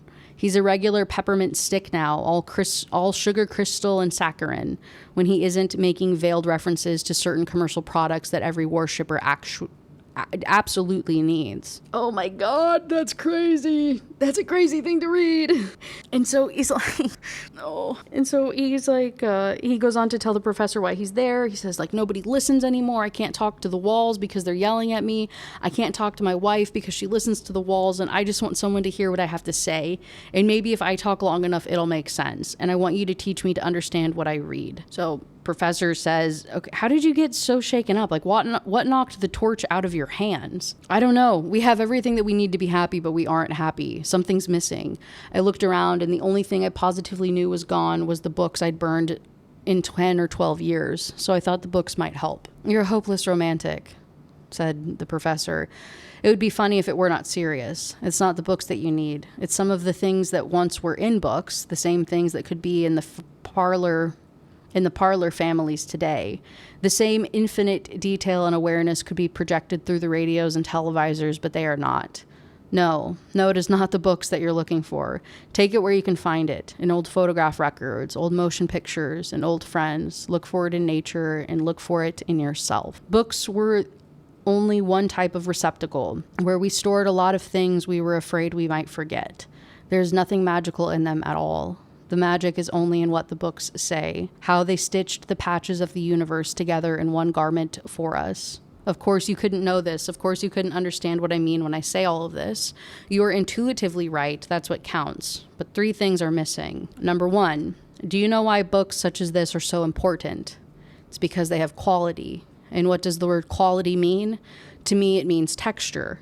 This book has pores. It has features. This book can go under the microscope. You'd find life under the glass, streaming past in infinite profusion. The more pores, the more truthfully recorded details of life per square inch you can get on a sheet of paper, the more literary you are. That's my definition anyway. Telling detail, fresh detail. The good writers touch life often. The mediocre ones run a quick hand over her. The bad ones rape her and leave her for the flies. So do you now see why books are hated and feared? They show the pores in the face of life. The comfortable people only want wax moon faces, poreless, hairless, expressionless. We are living in a time when flowers are trying to live on flowers instead of growing on good rain and black loam. Even fireworks, for all their prettiness, come from the chemistry of the earth. Yet somehow we think we can grow, feeding on flowers and fireworks without completing the cycle back to reality. Do you know the legend of Hercules and Antaeus, the great wrestler whose strength was incredible so long as he stood firmly on the earth? But when he was held rootless in midair by Hercules, he perished easily. If there isn't something in that legend for us today, it is in the city, in our time. Then I am completely insane. Well, there we have the first thing I said we needed: quality, texture of information. And the second, leisure. Oh, but we have plenty of off hours. Off hours, yes, but time to think. If you're not driving 100 miles an hour at a clip where you can't think of anything else but the danger, then you're playing some game or sitting in some room where you can't argue with the 4-wall television. Why? The televisor is real. It is immediate. It has dimension. It tells you what to think and blasts it in. It must be right. It seems so right. It rushes you on so quickly to its own conclusions your mind hasn't timed to protest what nonsense. Only the family is people. I beg your pardon? My wife says books aren't real. Thank God for that. You can shut them and say, hold on a moment. You play God to it. Whoa, that's crazy. Oh, wow. Okay, character break for a second. That's crazy. You play God to a book? Montag says, okay, so where do we go from here? Like, would books help us? Only if the third necessary thing would be given us. Number 1, as I said, is quality of information. Number 2 is leisure to digest it. And number 3, the right to carry out actions based on what we learn from the interaction of the first 2. And I hardly think a very old man and a fireman turned sour could do much of anything this late in the game. And so they come up with this idea. He's going to try to get a hold of more books. He has a bunch of money that he's going to give the professor so that the professor can try to make copies of said books. And they're going to plant them. The idea is to plant these books in the firemen's houses to hopefully start to sow the seeds to get the firemen to also begin questioning the mission, questioning the value of books in a positive way. Okay. Kind of cool, kind of crazy. But the professor pushes back because he's like, that's not going to work. There's not enough people. And even if we change some people's minds, people just want to have fun. People are having fun. What makes you think that we're going to change their minds and start making them critically think and question life and not enjoy things anymore? Nobody's going to give up a peace of mind to go down this weird path that we think is better. Montag pushes back and he's like, they're not having fun. They're unaliving themselves. They're unaliving each other. They're not having fun. At that moment, a bomber flies over the house. They stand silent for a moment, and the professor responds, and he says, just have patience. Let the war turn off the families. Our civilization is flinging itself to pieces. Stand back from the centrifuge. Montag says, there has to be somebody here ready when it blows up. What? Men quoting Milton, saying, I remember Sophocles, reminding the survivors that man has a good side too? They will only gather up their stones to hurl at each other, Montag. Go home. Go to bed. Why waste your final hours racing about your cage denying you're a squirrel? Montag asks, Then you don't care anymore? I care so much, I'm sick. Oh my God. And so the professor, he says, okay, fine. All right, fine. You convince me. I know an unemployed printer. We might start a few books, and we'll wait until the war breaks pattern and gives us the push that we need. A few bombs, and the families in the walls of the houses, like harlequin rats, will shut up. And then in the silence, our stage whisper might carry. Okay, that's the plan. Montag leaves the book with the professor. He's going to go home that night. He's going to get all the money that he can to bring it back to fund publishing of these books. Okay, cool. On his way out, the professor remembers, hey, I have one of the seashell things, one of the little wireless earbuds, but it lets me communicate both ways. I can hear you talk to me, and I can hear your surroundings, and I can talk to you. Okay, cool. Newfangled invention, very, very fancy. So he pops it in his ear, and he makes his way home. When Montag gets home that night, she has her friends over, and he is losing his mind watching them watch this TV and lose their minds over it. And eventually he turns it off entirely. And he's just like, hey, you guys haven't talked in a long time. How's your family doing? What's going on? Have a conversation with me. Look me in the eye. Stop looking at all these stupid screens and talk to me. They're like very silent and awkward and kind of put off by this. And he says, when do you suppose the war will start? I noticed your husbands aren't here tonight. A little bit of back and forth. And one of the women says, it's always someone else's husband that dies, they say. I've heard that too. I've never known any dead man killed in the war. Killed jumping off of buildings. Yes, like Gloria's husband last week, but from wars. No, not from wars, said Miss Phillips. Anyway, Pete and I always said, no tears, nothing like that. It's our third marriage each, and we're independent. Be independent, we always said. He said, if I get killed off, you just go right ahead and don't cry, but get married again and don't think of me. Again, just talking more and more about the complete disassociation with real life and relationships with the real life human beings around you. This makes Montag go crazy, and so he's like, okay, well, maybe let's talk about politics. And then all the women talk about is how attractive the politicians are. And he's like, do you even know what they stand for? Do you even know anything about these guys? And it leads to him reading them a poem, like pulling out a book and reading a poem. And the professor is in his ear the entire night. And he's saying, hey, abort, get out of there. What are you doing, dude? Literally shut up. Like, I'm not going to do this with you if you're going to be so reckless. The wife, God bless, kind of plays along with it a little bit. And she says, oh, girls, he's just kidding. The firemen are allowed to bring one book home a year just to remind themselves and their family and friends how silly this nonsense is. And so they're like, okay, very uncomfortable, but kind of going along with it, they agree to hear a poem because that's how Mildred is trying to play this off. She's like, yeah, just let him read you one thing and then we can all just laugh about it and get back to what we were doing. He opens up, and the poem that she chooses for him to read, the poem is called Dover Beach. I'm not going to read it to you because I've read so much already and I need to get through this video. But if you do want to look it up, it's called Dover Beach. Ends up making one of the women cry. And then eventually the women just go home. He like kicks them out. Essentially, they get in this kind of bickering argument where they're like, WTF, like, I'm not comfortable here. And then he's like, just think about it. You need to think, like, understand. And then he kicks them out of his house. Go home. Montag fixed his eyes upon her quietly. Go home and think of your first husband divorced and your second husband killed in a jet and your third husband blowing his brains out. Go home and think of the dozen abortions you've had. Go home and think of that and your damn C-sections too, and your children who hate your guts. Go home and think about how it all happened and what did you ever do to stop it. Go home, he yelled, before I knock you down and kick you out of the door.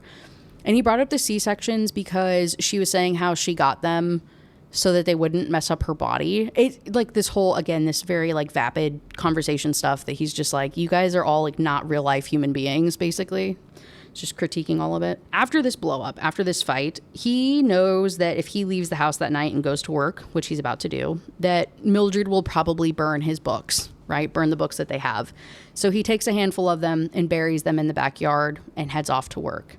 As he's going to work, he's talking to the professor on his little, earphone thing, having back and forth and talking about how unhappy he is and filling him in on the parts that he didn't witness or see or maybe like couldn't hear, and talking through everything and how crazy this situation was and how he regrets everything immediately, and how he's like, the book made her unhappy. Like, she cried from reading. Is that really what I want to bring upon the world? They were all having a good night and I interrupted it. I brought up a book and made them sad. I don't want to make people sad. He starts questioning everything. The professor talks him out of it, talks him off the ledge basically, and he goes to work.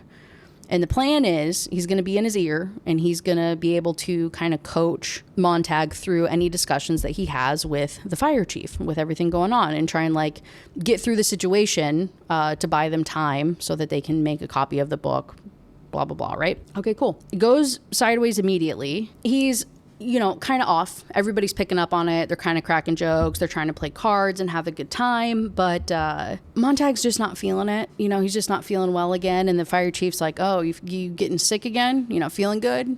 Montag's like, no, I'm fine. It's cool. It's cool.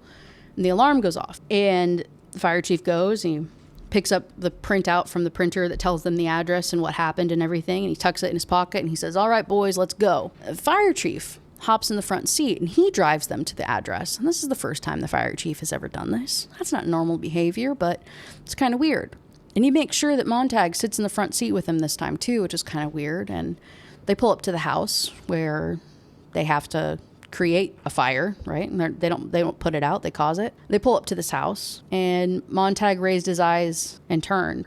Over the little seashell, the professor, hearing kind of some weird commotions and weird noises and whatnot, he says, something the matter, Montag? Why? Montag said slowly, we've stopped in front of my house. Ah! Chapter 3, or in part 3, called Burning Bright, they're standing in front of his house and the fire chief says, well, now you did it. You wanted to fly near the sun, and now you've burnt your damn wings. Didn't I hint enough when I sent the hound around to your place? So he was right. The hound was used to track him down, to threaten him and whatnot. That was an actual concern that he had, and it was true. So they're standing there, and he's witnessing this, and the fire chief is like, you're gonna set your own house on fire. You're doing this all by yourself. Nobody's gonna help you. Like, you need to learn your lesson. And he's like standing there staring at this, and Mildred runs out of the house. She hops in a car and she leaves because she's either she reported him or one of her friends did and called for the house to get, obliterated and whatnot. They go in the house. Professor keeps trying to talk to him over the ear and he says, do you hear me? Like, what is happening? What is happening? This is happening to me, said Montag. What a dreadful surprise, said the chief. For everyone nowadays knows, absolutely is certain, that nothing will ever happen to me. Others die and I go on. There are no consequences and no responsibilities, except that there are. But let's not talk about them, eh? By the time the consequences catch up to you, it's too late, isn't it, Montag? What is there about fire that's so lovely? No matter what age we are, what draws us to it? It's perpetual motion, the thing that man wanted to invent but never did, our most perpetual motion. If you let it go on, it'd burn our lifetimes out. What is fire? It's a mystery. Scientists gave us gobbledygook about friction and molecules, but they don't really know. Its real beauty is that it destroys responsibility and consequences.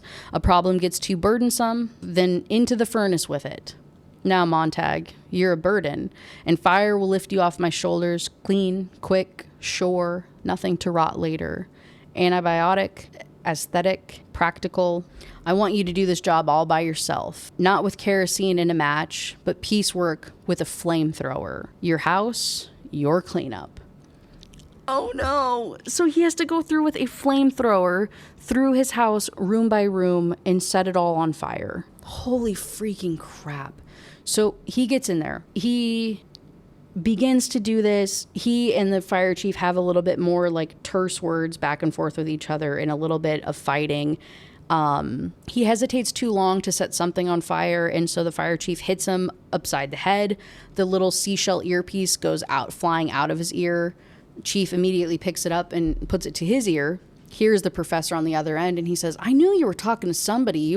The way you tilted your head was like you were listening to somebody, and you were saying some weird stuff. We'll find out who your friend is. Don't worry. We'll go there next and burn his house down. Right? And so instead of taking that, Montag turns around with his flamethrower and holds it up to Beatty and threatens him. because he doesn't want the professor to get in trouble. It's not his fault. It's not his fault that, the Montag's doing dumb stuff. He's protecting his friend. So flamethrower held up to him. Fire chief says, well, that's one way to get an audience. Hold a gun on a man and force him to listen to your speech. Speech away. What'll it be this time? Why don't you belch Shakespeare at me, you fumbling snob? There is no terror, Cassius, in your threats, for I am armed so strong in honesty that they pass by me in idle wind, which I respect not. How's that? Go ahead now, you second-hand literateur. Pull the trigger. He took one step toward Montag. Montag only said, we never burned right. And he lights the flamethrower. One of the mechanical hounds comes running after him. He sets fire to that. All of the other firefighters leave after he threatens them and whatnot. And he's just sitting there. He's just standing there, processing everything that just happened, and remembers the books in the back. The books that he had buried in the back. Knowing all the other ones are incinerated now, he's like, maybe Mildred didn't see me bury them. Like, maybe those ones survived somehow. And they did. There's 4 books remaining. So he digs them up as quickly as he can, and he makes a run for the professor's house. Keep in mind, his leg ended up getting burned really, really badly. Like, he's not doing hot. He got very injured in this whole little scuffle thing that he had with the fire chief. But he does what he has to do, and he makes a run for it. As he's doing so, something inside had jerked him to a halt and flopped him down. He lay where he had fallen and sobbed, his legs folded, his face pressed blindly to the gravel. The chief wanted to die. In the middle of crying, Montag knew it for truth. The chief wanted to die. He had just stood there, not really trying to save himself, just stood there, joking, needling, thought Montag, and the thought was enough to stifle his sobbing and let him pause for air.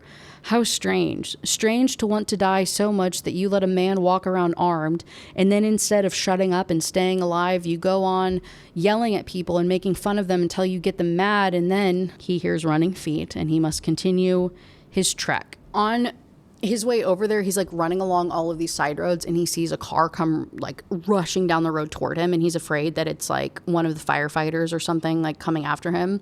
And he falls to the ground because his leg is messed up. And so the car swerves away. It's kind of weird. And they just keep going. And he realizes that there was a bunch of kids in the car and that they were like laughing crazily. And he's like, I wonder if those are the ones that killed Clarice. And so then he's like, well, he wanted to run after them, yelling at them. And his eyes watered, and the thing that had saved him was falling flat. The driver of that car, seeing Montag down, instinctively considered the probability that running over a body at that speed might turn the car upside down and spill them out. If Montag had remained an upright target, he gasped, realizing the violence that is in these children's blood, and again, they like completely disregard for other human beings and whatnot. Freaking, So he has these 4 books. Anyway, long story short, he has another like freaking epiphany crisis thing. He is going to all of the other firefighters' houses along the route and like leaving a book in their kitchens or like leaving a book in their house somewhere and then sneaking out as quickly as he can and like continuing his way to the professor's house. He gets there. They're staring at each other. They can't believe that the other one is still alive because after the radio thing cut out, the professor was sure that Montag got killed. Insanity. Okay. Cool. They're talking, they're catching up, and he tells Montag that he has to run, that they're going to be searching for him. They're going to send the hounds after him. He has to run, and you better head for the river if you can. Follow along it, and if you can hit the old railroad lines going out into the country, follow them. Even though practically everything's airborne these days and most of the tracks are abandoned, the rails are still there rusting. I've heard there are still hobo camps all across the country here and there. Walking camps, they call them. And if you keep walking far enough and keep an eye peeled, they say lots of old Harvard degrees on the tracks between here and Los Angeles. Most of them are wanted and hunted in the cities. They survive, I guess. There aren't many of them, and I guess the government's never considered them a great enough danger to go in and track them down. You might hole up with one of them for a time and get in touch with me in St. Louis. I'm leaving on the 5 a.m. bus this morning to see the retired printer there. I'm getting out into the open myself at last. The money will be put to good use. Thanks and God bless. When Montag had gone to work that night, he had collected the money that he needed to bring to the professor, so he had it on him. That's what he's doing now. That's how he had it whatever. Gave it to the professor. He's going to go do that. Montag's going to make a run for it. The one thing I wanted to note in terms of short stories, in the Illustrated Man, there's a short story called The Exiles, which is about this group of Harvard educated folks that are on the run and that have been like banned from the cities and are like on the lam for being intellectuals. So if you want to read the short story version to get more context of all of this stuff, The Exiles by Ray Bradbury. Before, they part ways, the professor asks if Montag wants to sleep for a little while, get caught up, take a rest, get some food, drink some whiskey. Like, what do you want to do, buddy? He doesn't really have a choice because the TV comes on and they're already searching for him. They're sending the hounds out for him. And so they have to figure out how to cover his scent. And he has to make a run for it, like, as fast as humanly possible. And so he tells the professor to go and get a suitcase full of his, like, dirtiest, smelliest clothes and, like, wrap it up in the suitcase. And then Montag will run across he'll run as far as he can. He'll get across the river, and then he'll change into the professor's clothing so that they won't be able to track him anymore. That's the whole plan, to get them off of his scent, right? And then the professor's going to go through and, like, de-scentify his house. Like, he'll sanitize and put on some smell goods and, like, try and air out the house and turn on the sprinklers and do what he can to also mask Montag's smell from his house to, like, send off, you know what I'm saying? So that's the plan. In the interim, while the professor is getting all of these things together, Montag is watching the TV. He's watching this manhunt. He's hearing these people talk about this manhunt and watching this dog scour the streets and try to follow his trail. And all he can think about is, if he watched this long enough, he would see the dog approach the professor's house and he could look out the window and see it. Would he have time for his speech as the hound seized him in view of 20 or 30 million people? Mightn't he sum up his entire life in the last week in one single phrase or a word that would stay with them long after? Long after the hound had turned, clenching him in its metal plier jaws, and trotted off into the darkness, while the camera remained stationary, watching the creature dwindle in the distance, a splendid fade out. What could he say in a single word, a few words, that would sear all their faces and wake them up? And with that, the professor comes back in the room, gives him what he needs. He says, okay, if we're both still alive in a week, just contact me in St. Louis, just general, like, whatever post office thing, they'll find me, we'll figure it out. Okay, got it. They part ways. He's running through the streets, running around, which is pretty easy because everybody's glued to their TVs, right? Nobody's paying attention outside of their houses. Nobody's paying attention to anything going on around them. Everybody's too busy watching all the news in the parlor rooms. And he's able to keep up with the news, and he knows exactly where the hounds are because, again, these parlor rooms are entire walls of these houses. He just peeks in a window and he gets a full big old view of what's happening. So that's what he's doing as he's running through town. There does come a point, though, where police suggest the entire population in the Elm Terrace area do as follows. Everyone in every house and every street open a front or rear door or look from the windows. The fugitive cannot escape if everyone in the next minute looks from his house. Of course, why hadn't they done it before? Why in all of these years hadn't this game been tried?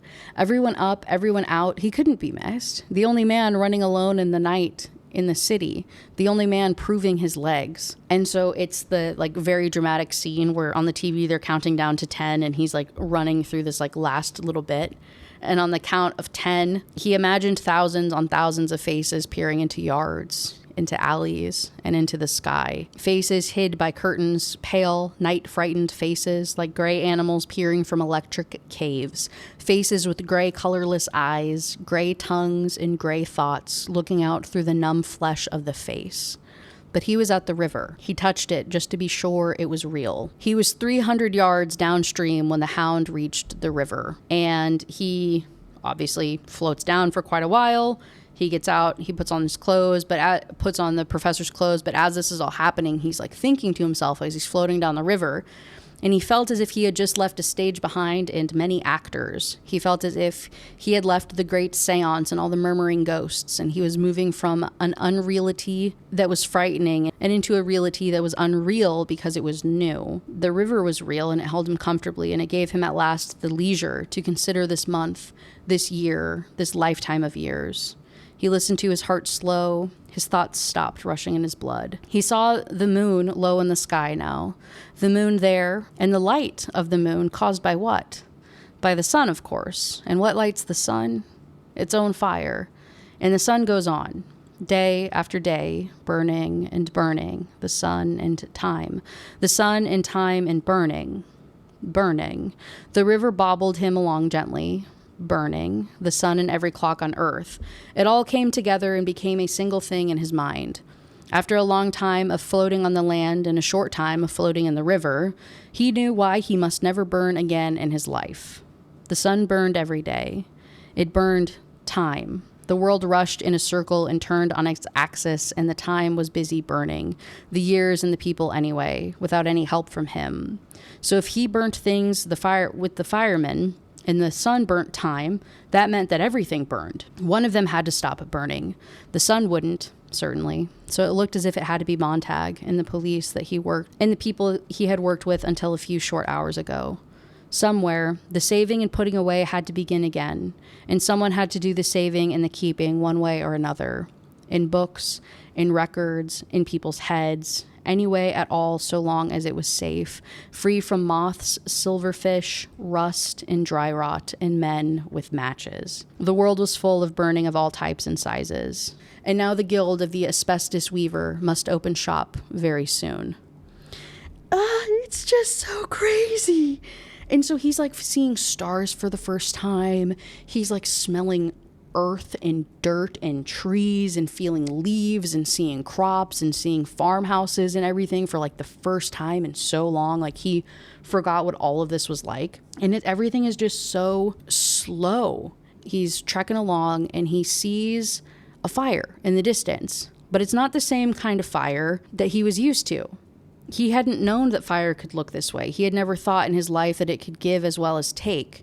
Even its smell was different. And it's giving warmth. It's giving warmth to the men surrounding it, holding their hands to it, and it's lighting their faces. It's the group of intellectuals that the professor told him to try and find. He approaches them. The men know exactly who he is. They know his name immediately and say that he's welcome there, and he's confused. And he's like, he nodded toward a portable battery TV set by the fire. We watched the chase. We figured you'd wind up south along the river. When we heard you plunging around out in the forest like a drunken elk, we didn't hide as we usually do. We figured you were in the river when the helicopter cameras swung back in over the city. Something funny there. The chase is still running, but the other way. Montag says the other way, and he takes a look. And they're like, yeah, they're still looking for you. They know that you made it to the river, and now they're faking it. You threw them off at the river, and they can't admit it. And so they're pretending to have this chase. And the guy says, yeah, keep an eye out. They gotta have a dramatic ending here in a minute, or the people will get bored. You can't have people watch this for too long. We can't lose ratings. So they're gonna find some guy in the street and say that it's you. And that's exactly what happens. The hound is going through, and then eventually he just finds some poor sap outside smoking a cigarette and immediately attacks him. And the news broadcaster's like, they got him, they found the guy. The search is over. Montag is dead. A crime against society has been avenged. And it cuts to darkness. The guy turned the TV off, and he says, they didn't even show the man's face in focus. Did you notice that? Even your best friends couldn't have told if it was you. They scrambled it up just enough to let the imagination take over. Hell, he whispered. Hell. Oh my God. So then he finds out that all of these guys here have like photographic memories of all of the books that they have consumed, and they are part of this like banding group of people that are trying to keep account of these books. And each of these people is responsible for memorizing different books. And so at first, Montag feels a little bit worthless because he's like, I'm not smart. I just joined this. Like, you guys are all like, obviously like intellectual, really smart professor type people that have read a lot. He's like, I never really have.